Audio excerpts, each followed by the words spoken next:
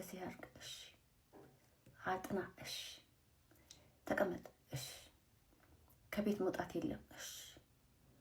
ዝምታ ላይ ራስን መጥላትና ራስን ማጥፋት እንዳለ ታውቃላችሁ። እስከ መጨረሻ ይሄንን ቪዲዮ እዩትና አስተያየት ስጡ፣ እንማማር። ወደ ስራ ልሄድ እየተዘጋጃጀሁ ነው። በመሀል ላይ እንወያይ። ሰላም የሀገሬ ልጆች እንደምን አላችሁ? ዛሬ እስቲ አንድ ጥያቄ ልጠይቃችሁ። ብዙ እናቶች እዚህ ሶሻል ሚዲያ ላይ እኔ ልጆቼ ክፍል ቴሌቪዥን የለም፣ ለልጆቼ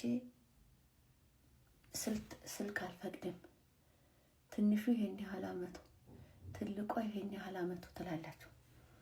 ልጆቻችሁ መኝታ ክፍል ቴሌቪዥን የለም፣ ከዛ ደግሞ ስልክ አትፈቅዱ። ልጆቻችሁ በምንድን ነው ቢዚ የሚሆኑት? ማለት መማር ባለባቸው ሰዓት ይማራሉ፣ ማጥናት ባለባቸው ሰዓት ያጠናሉ። በትርፍ ሰዓታቸው ምንድን ነው የሚያደርጉት? ከዛስ መቼስ ከሰኞ እስከ ዓርብ እናትና አባት ስራ ናቸው እያስባለሁ። እናትም አነሰም አደግም ልጆቿ ከትምህርት ቤት እስከሚመጡ ወይ ትማራለች ወይ ትሰራለች። ከትምህርት ቤት ከመጡ በኋላ ከሰዓት ልጆቿ ያጠናሉ። ትንሽ ምግብ በልተው አረፍ ይሉና ያጠናሉ። ከዛ ደግሞ ለነገ ትምህርት ለመዘጋጀት ሪላክስ ማድረግ አለባቸው። በእኛ ዘመን ከትምህርት ቤት ስንመለስ ለወላጆቻችን በመላላክ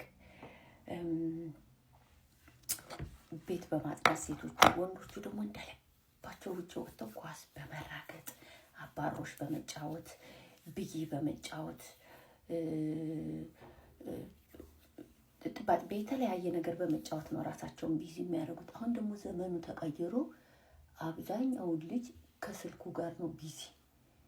በቃ አውራኝ ስትሉት ራሱ በግድ ነው የሚያወራው። አሁን የእናንተ ልጆች በተለይ የኔ ልጆች የምትሉ ልጆቻችሁን ልክ ፐርፌክት አድርጋችሁ የምታስቡ እናቶች ከትምህርት ከጥናት ውጪ ልጆቻችሁ የተወሰነ ለራሳቸው ሰዓት ሲሰጡ በምንድን ነው ቢዚ የሚሆኑት? ከልጆች ጋር እንዳይወጡ ችግር ነው። ዛሬ የሚታመን የለም። ልጅን እንደፈለግን ከማናውቀው ጋራ በተለይ ቲኔጀር ካልሆኑ ለመልቀቅ በጣም ከባድ ነው። በቃ አሁን ጨርሰሃል ሂድ ውጣ ብለህ ስትወጣ የባሰ ቤት ቁጭ ብሎ ከሚያዩ ቴሌቪዥን በላይ ቤት ቁጭ ብሎ ከሚያዩ ስልክ በላይ የባሰ ነገር ነው። ውጭ ያለው የሚያስፈራ ነገር ነው። እና ልጆቻችሁን እንዴት ነው የምታሳድጉት? አሁን ለምሳሌ ልጅ ክፍል ቴሌቪዥን አለ። ብዙ ጊዜ ሊሚት አላት፣ ታይም ሊሚት አላት ስልክ ማለት ነው። በቀን ስልኳ ከአንድ ሰዓት በላይ አይሰራም። በቀን 1 ሰዓት ያክል ነው የሚሰራው። ያ ማለት ዋትስአፕ ሊሆን ይችላል፣ ዩቲዩብ ሊሆን ይችላል። የምታየው ስልኳ ላይ የምትጠቀማቸውን አፖች ለ1 ሰዓታት ያክል ወዲያውኑ ትጨርሰው እየቆጠበ ትጨርሰው። በቀን 1 ሰዓት ነው ያላት። ቅዳሜ እና እሑድ ከሆነ 2 ሰዓት አላት። ከሰኞ እስከ ዓርብ አብዛኛውን ጊዜዋን በትምህርቷ ነው የምታሳልፈው። ከዛ ታጠናለች።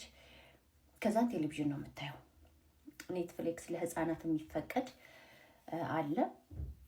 ያው ኔትፍሊክስ ትከፍላላችሁ፣ ነፃ አይደለም። ስልኳ ላይ እንዲህ ከምትል ቻት ከምታረግ ከምትደዋወል አትሊስት ወንበሯ ላይ ቁጭ ብላ በርቀት ቴሌቪዥን ብታይ ብታዳምጥ የተሻለ ነው ብዬ ስለማስብ ልጅ አሁን አታምኑም፣ በዚህ ዘመን ብዙ ልጆች ቴሌቪዥን ማየት አይወዱም። የኔ ልጅ ቴሌቪዥን ታያለች፣ ፊልሞችን ታያለች። ፊልሞችን ደግሞ ወላጆች እንዳልኳችሁ በፋሚሊ ሊንክ ለሷ እድሜ የሚመጥን ብቻ ስቴፑን እየተከተላችሁ ነው ፕሮግራም የምታረጉላት። የፈለገችውን ፕሮግራም እንደፈለገች ማየት አትችልም፣ የተገደበ ነው። ልጅ ክፍል ቴሌቪዥን አለ ማለት ነው። አሁን ልጆቻችንን የምናሳድገው እንደ ዘመኑ ነው።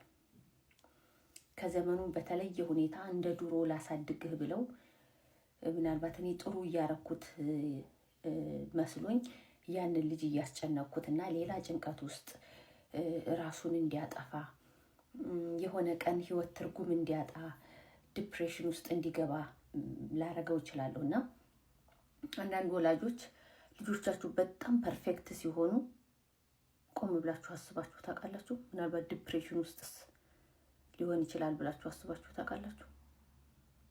ያ አስቡበት ወላጆች። ዝም ያለ ሁሉ ፐርፌክት አይደለም። እብድ ያለ ሁሉ ባለጌ አይደለም።